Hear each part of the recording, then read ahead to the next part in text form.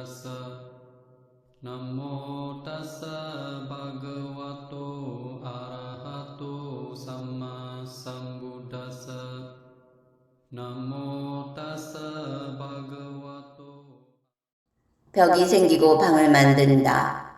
그럼에도 벽 사이의 공간이 가장 중요하다. 항아리는 진흙으로 만든다. 그럼에도 그 속에 생긴 공간이 가장 중요하다. 인간의 착각은 현실이 환영이 아니라고 생각하는 것이다. 인간의 착각은 현실이 환영이 아니라고 생각하는 것이다. 인간의 착각은 현실이 환영이 아니라고 생각하는 것이다. 노자는 도자기는 벽이 아니라 공간을 사용하는 것이라 했다. 그 깊은 뜻은 잠시 후에 살펴본다 할지라도 우리는 일상 속에서 평생을 살며 단 한 번도 그런 생각들을 하지 않는다. 아니, 하지 못한다. 그러나 어떤 이들은 드러난 어떤 것들 속에서 드러나지 않는 법칙을 발견한다. 이런 능력을 우리는 통찰력, 통찰지혜라고 한다. 그리고 그런 통찰지혜는 그 사람을 자유롭게 한다. 진리가 너희를 자유롭게 하리라 라는 예수님의 말씀처럼. 그러니까 이런 통찰지, 즉 진리의 영역은 우리 인간들 고통의 소멸과 직접적으로 연관이 있다는 것이다. 이런 말을 남긴 노자는 호련히 인간 세상을 떠났다. 그는 인간의 모든 구속을 벗어나 자유로운 존재가 된 것이다. 노자는 어떤 의미에서 도자기는 안쪽 공간을 사용하는 것이라고 말했고 그것은 어떻게 우리 고통 소멸과 직결되는 것일까? 자, 예를 한번 들어보자. 우리가 공통으로 알고 있는 예를 들기 위해 드라마의 한 장면으로 가보기로 하자. 여기 한 재벌집 사모님이 있다. 그런데 남편의 재산이 자기가 낳은 아들의 아들, 즉 직계 장손에게 가지 않고 다른 여자가 낳은 아들의 아들에게 가게 될 거라는 걸 알게 되자 이 할머니는 재벌 회장인 남편과 그 손자가 탄 차를 교통사고를 위장하여 죽게 만드는 살인 교사를 하게 된다. 자, 이 사모님의 도자기 벽은 재벌이라는 풍성한 물질, 그리고 사회적으로 부러움을 사는 감은 누구에게나 명령할 수 있고 당당한 힘을 지닌 견고한 벽을 가졌다. 이 사모님은 이 벽들이 나의 것들이라고 믿고 있다. 이 벽들 속에서 그녀의 인생이란 것이 펼쳐지고 있다. 남들이 볼 때는 이 할머니는 재벌집 큰 사모님이다. 그리고 그들 가족들, 아들들과 딸, 그리고 며느리 사위들, 또 손주들, 사업 종목들. 그러나 그 사모님은 그런 벽들하고는 전혀 상관없이 머릿속에서 그 대상들과 부딪힐 때마다 다른 세상이 펼쳐진다. 그녀가 사는 진짜 세상은 그 대상들에 그녀가 반응하는 마음속 그곳이다. 결국 그녀는 결정적으로 그 견고한 벽들과는 전혀 상관없이 남편과 손주를 살인교사한다. 그 세상은 아주 어둡고 천박하고 거칠고 타락한 주파수의 영역이다. 주변의 벽들은 그녀를 그런 환경 속으로 몰아갔고 그녀는 그런 결정을 내림으로 그 공간 속에 떨어진다. 그녀가 실제로 살고 있는 곳은 그 재벌이라는 외부에서 보는 그런 거대한 벽이 아니라 바로 그 공간이다. 두려워 떨고 있는 그 마음 상태, 불쌍하고 초라하고 가난한 살인 교사를 하는 그 무자하고 천박한 상태, 그녀는 그곳에 살고 있다. 거기는 지옥 가까운 곳이다. 재벌 가족들이 모여 도우미들의 시중을 받으며 기름진 음식을 먹지만 그 사람들의 마음속에는 서로에 대한 견제와 질투, 경멸, 폭력, 억압, 음모 등등이 들들 끓는다. 그들은 그 화려한 벽이 아니라 그 공간 속에 살고 있는 것이다. 그리고 그 공간은 다음 생에 다시 벽이라는 물질로 투사되어 그들을 가두게 되고 거기서 또 그 공간에 갇혀 같은 패턴의 윤회라는 과정을 끊임없이 겪게 된다.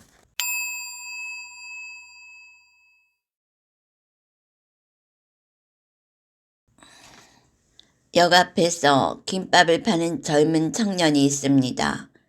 새벽 4시부터 일어나 김밥을 말고 방에서는 아기가 자고 있고 부인이 김밥 마는 것을 옆에서 도와줍니다. 아침에 나가 김밥을 다 팔면 12만 5천 원이 들어온답니다. 그리고 그 다음 영상을 보니 자신들의 가게를 가지게 되었더군요. 부인은 마치 남들이 집을 가졌을 때 정도의 뿌듯함과 행복감을 느낀다고 했습니다.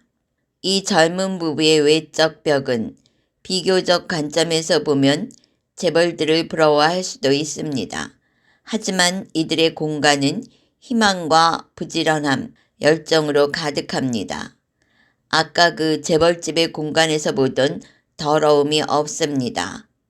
우주 아니면 하나님 아니면 신의 입장에서 보면 탐진치 삼독이 적은 이들 부부가 더 순수하고 높은 의식 레벨을 가지고 있습니다.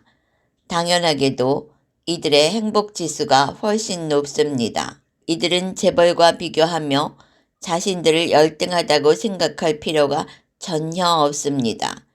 비교만 안 한다면 이 비교라는 것은 세상이 주입한 지구적 가스라이팅입니다. 비교만 안 한다면 이 둘은 오히려 그 재벌집보다 더 천상 가까이 살고 있는 것입니다. 그리고 이 부부는 이런 벽들 속에서 그렇게 스스로 노력하고 극복해 나가는 수업을 이 지구상에서 하려고 태어난 겁니다. 거기가 그들의 수업 교재입니다. 현재까지 그들의 이번 인간 환생은 성공적입니다.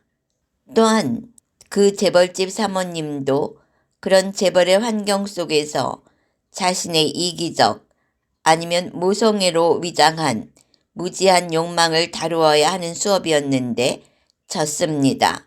의식이 타락한 수준으로 떨어져서 이번 생은 완전 도로함이 타버립니다. 다음 생에는 더 낮은 수준에서 시작하게 될 것입니다. 다시 한번 그런 무지와 충동, 제어하지 못하는 감정 등등을 시험받는 환경을 벽으로 만나겠죠. 그러니까 우리가 인간계에서 가지고 사는 물리적 환경은 그런 환경 속에서 어떻게 행동하며 상승인가 나락인가의 시험인 것입니다. 매 순간마다. 인생으로 태어난 목적은 성장이기 때문에 외적 환경은 내적 성장을 촉발케 하기 위한 환영적, 홀로그램적 무대에 불과한 것입니다. 그래서 롭상 람파는 이런 말을 했습니다. 모든 사람에게는 진실을 직면해야 할 때가 온다. 그리고 이 지상에는 진실이 없다. 왜냐하면 이곳은 허상의 세계이고 그들은 수업의 본질을 왜곡하여 돈과 권력과 지위에만 관심을 쏟고 있기 때문이다. 진실로부터 이보다 더 멀어질 수는 없다. 에드가 케이시 역시 상담자들이 결혼을 해야 하나요? 말아야 하나요? 하고 질문을 해오면 그대의 그 결혼이 그대의 의식 성장에 도움이 될 것 같으면 하고 그대의 의식 성장에 도움이 될 것 같지 않으면 하지 말라고 충고를 해주곤 했습니다. 불교에서 까르마는 나를 괴롭히는 그 환경이나 사람이 아니라 그것들에 대한 반응이 까르마다. 그러니까 바로 이 반응의 세계가 실제로 내가 경험하는 세상이고 껍데기 대상 세계들은 환영으로 비추어진 벽일 뿐 실제 인간은 그 내적 공간에서 산다고 하는 것이다. 부처님도 노자도 에드가 케이시도 같은 말을 하고 있는 것이다. 부처님과 노자는 우주인이 인정하는 지구의 묶임에서 벗어난 존재이다. 에드가 케이시도 영적으로 성장한 스승이다. 그들이 모두 똑같은 말을 하고 있는 것이다. 그러니까 우리가 이 이치를 안다면 물질 세계에 휘둘리지 않으면서 내적 고요함과 통찰, 자해방사로 행복하고 평온한 성공적인 인생을 살 수 있는 것이다. 사실상 레스터 레븐스는 몇 개월 시한부 선고를 받은 벽을 뚫고 모든 병을 스스로 치유하고 나아가 무한한 풍요를 누린 사람이다.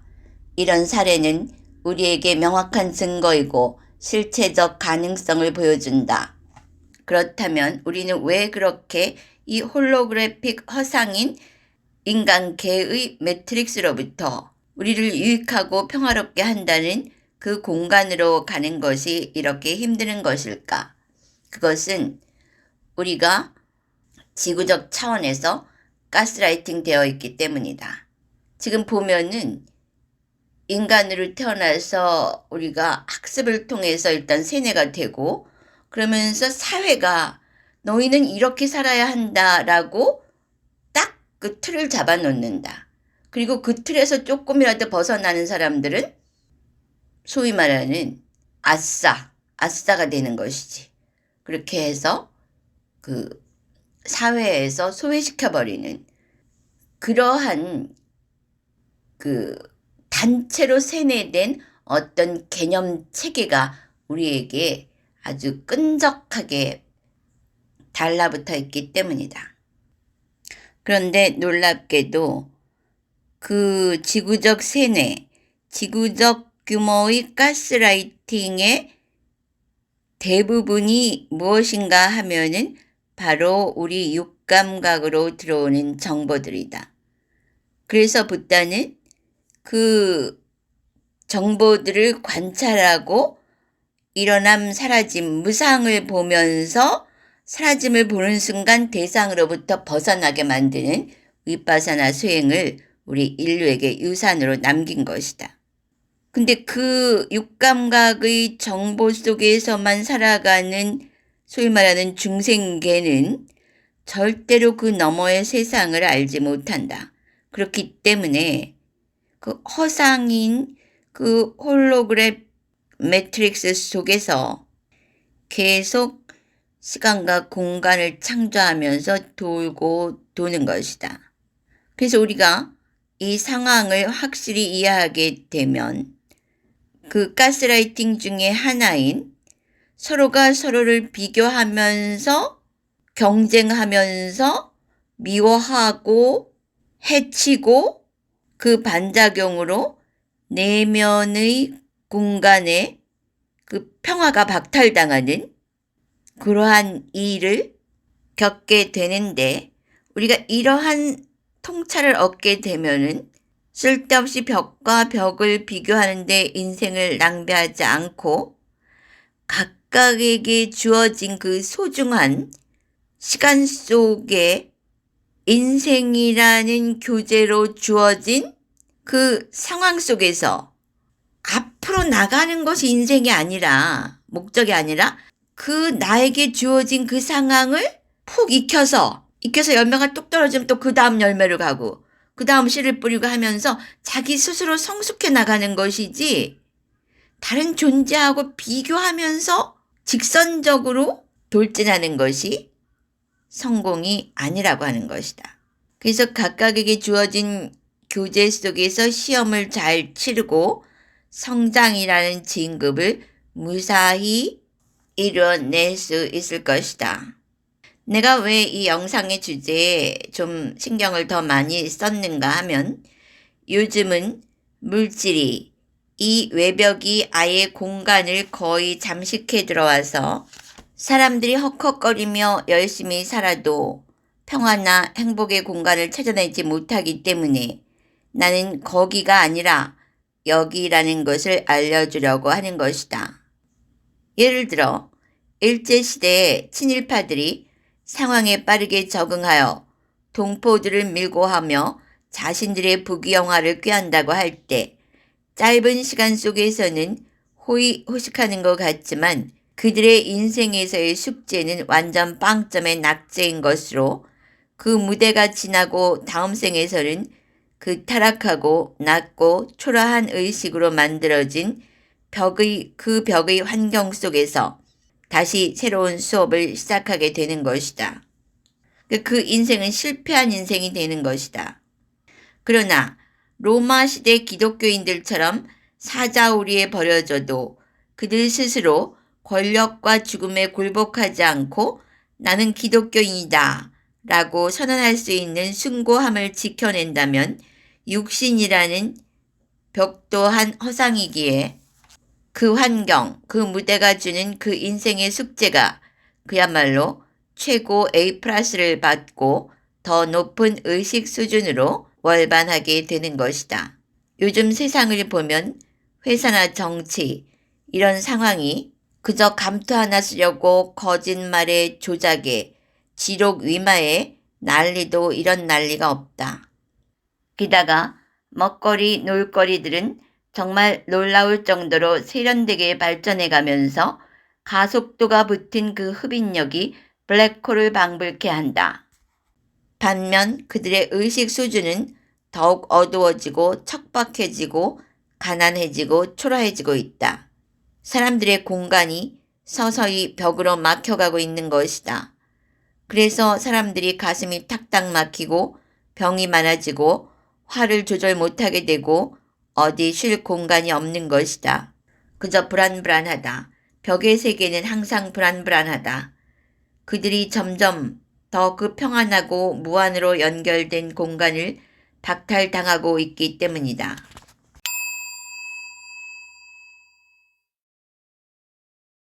우리는 이 지구에서 학습된 대로의 참조틀을 가지고 살아간다. 이 참조틀은, 지구에서의 참조틀은 항상 물리적인 결과나 성과로 그 성공을 묘사한다. 그러나 깨달음의 영역에서 스승들은 지구에서 이룬 물리적인 성과에 기반을 두고 성공을 평가하지 않는다. 깨달음의 영역에서는 물리적인 성과가 전혀 중요하지 않기 때문이다. 물리적 평가는 오직 세속적인 기준의 필터를 쓰는 사람들, 즉 벽을 보는 사람들에게만 적용되는 전도 몽상의 잣대인 것이다. 왜냐하면 이 물질 우주는 학교이며 배움의 환경일 뿐이다. 우주는 거울처럼 작동한다. 우리가 내보낸 것은 물리적인 환경이라는 형태로 반사되어 되돌아온다. 그것이 그렇게 되는 것은 삶의 목적이 의식의 성장에 있기 때문이다. 우리 인간은 경험으로 겪어야 하는 그 되돌아온 환경이 싫으면 원인을 바꾸어야 한다는 것을 배워야 하기 때문이다. 행성지구는 단지 인류 모두의 집합의식이 투사된 환영이며 홀로그램일 뿐이다. 이곳은 실험적 환경이다. 그렇기 때문에 외적인, 물리적인 결과는 특별한 의미가 없다. 여기서 중요한 것은 바로 의식 상태가 자신의 해탈이나 구원, 상승, 영적인 세계에 들어가는 것을 결정한다는 것이다. 기독교에서 말하는 재림예수라고 하는 것도 그 제자들이 모두 그리스도 의식이 될 때 그 상태가 바로 재림예수라고 하는 것이다. 그러니까 우리가 이 인간의 삶에서 챙겨야 하는 것은 의식의 레벨을 올려야 하는 그것이다.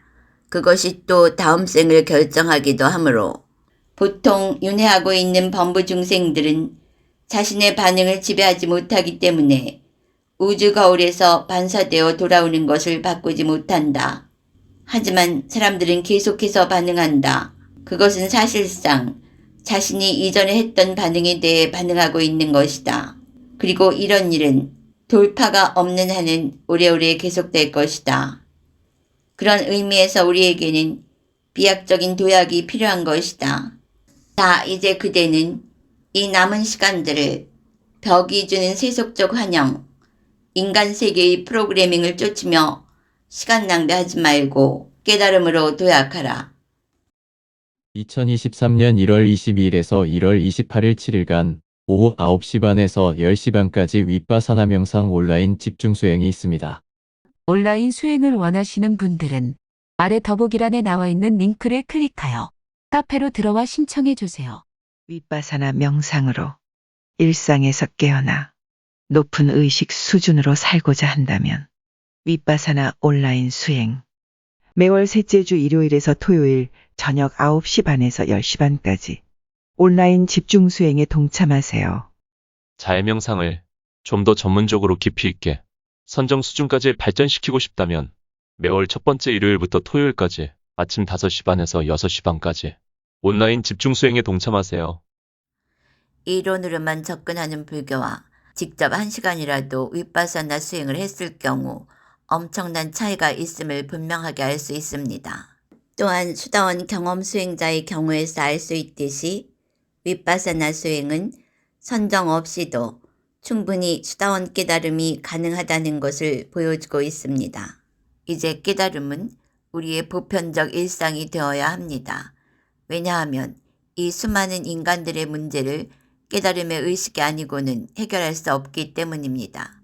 수다원 깨달음은 최소의 해결책이고 오히려 거기서부터 진짜 인간으로서의 삶을 영위해 나가면서 진짜 삶, 즉 8정도의 삶, 8정도의 수행이 시작되어야 합니다.